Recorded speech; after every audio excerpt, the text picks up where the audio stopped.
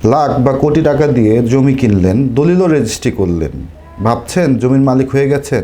ভুল ভাবছেন। আপনার হাতে যদি জমির দলিলও থেকে থাকে কিন্তু সরকারি খাতায় যদি আপনার নাম না ওঠে, সেক্ষেত্রে আপনি এই জমি মালিকানা দাবি নিয়ে ভবিষ্যতে নানাবিধ আইনি সমস্যার সম্মুখীন হতে পারেন। আজকের এই ডিজিটাল যুগে একটি নামজারির আবেদন করতে গিয়ে ছোট ছোট ভুলের কারণে আপনাদেরকে আদালতের বারান্দায় দিনের পর দিন ঘুরতে হয়। আজকে আমরা বিস্তারিতভাবে জানবো যে একটি জমির ডিজিটাল নামজারি কিভাবে সম্পন্ন হয় এবং একটি ডিজিটাল নামজারির আবেদন করতে গিয়ে আপনারা কি কি ধরনের ভুল ভ্রান্তি করে থাকেন। তো ভিডিওটি শেষ পর্যন্ত দেখবেন, ভালো লাগলে বন্ধু বান্ধবের সাথে শেয়ার করবেন। আসসালামু আলাইকুম, আমি মোহাম্মদ সামিউল ইসলাম প্রিন্স।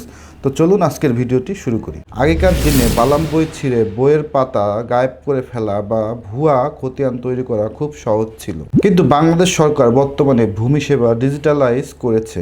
এখন থেকে একটি জমি রেজিস্ট্রি হওয়ার সাথে সাথেই সে সকল তথ্য সার্ভারে চলে যায়। জমি কেনার পর সাব রেজিস্ট্রি অফিস থেকে যখন আপনি জমির দলিল পাচ্ছেন, তখন থেকেই আপনার দায়িত্ব শুরু। মনে রাখবেন যে দলিল হচ্ছে শুধু হস্তান্তরের প্রমাণ, আর নামজারি বা মিউটেশন হলো সরকারের কাছে আপনার জমির মালিকানার স্বীকৃতি।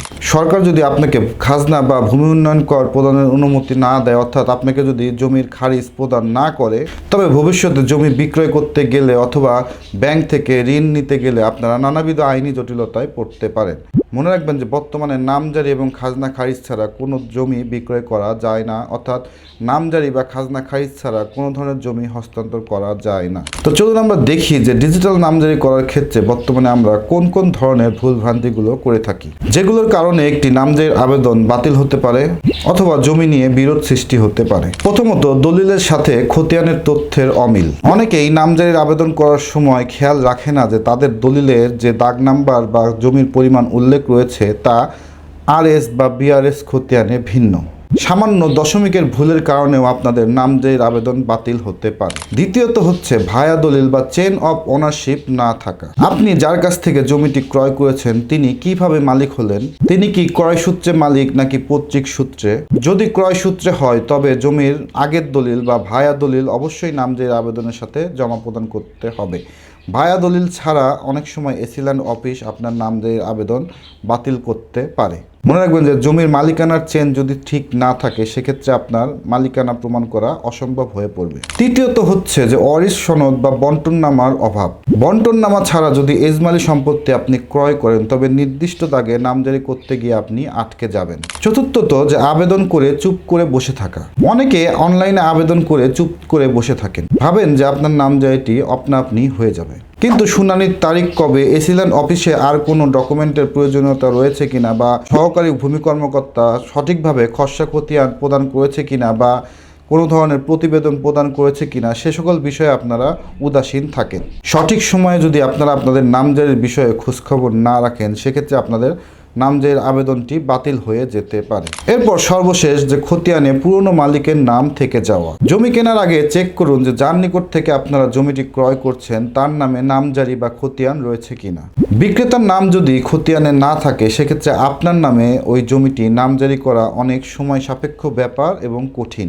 তাহলে এখন সমাধান কি? জমি কেনার আগে অবশ্যই উপজেলা ভূমি অফিস বা ইউনিয়ন ভূমি অফিস বা অনলাইন সার্ভারে আপনারা জমির মালিকানার বিষয়ে যাচাই বাছাই করবেন। এছাড়াও জমিটির কার নামে রেকর্ড রয়েছে এবং জমিটি কে দখলে রয়েছে এই বিষয়েও আপনারা অনুসন্ধান করুন। একটি নামজারি করার সময় আপনি যে সকল ডকুমেন্ট আপলোড করবেন সেগুলো পরিষ্কারভাবে স্ক্যান করুন। এছাড়াও নিয়মিত ওয়েবসাইটে আপনার আবেদনের স্ট্যাটাস চেক করুন। শুনানির দিন মূল দলিল, খতিয়ান এবং অন্যান্য কাগজপত্র এছাড়াও বায়া দলিল আপনার সঙ্গে নিয়ে যান। এখন প্রশ্ন হচ্ছে যে আপনার কোনো ভুলের কারণে যদি আপনার নামজারির আবেদন এসিল্যান্ড বাতিল করে দেয়, সেক্ষেত্রে আপনার করণীয় কি?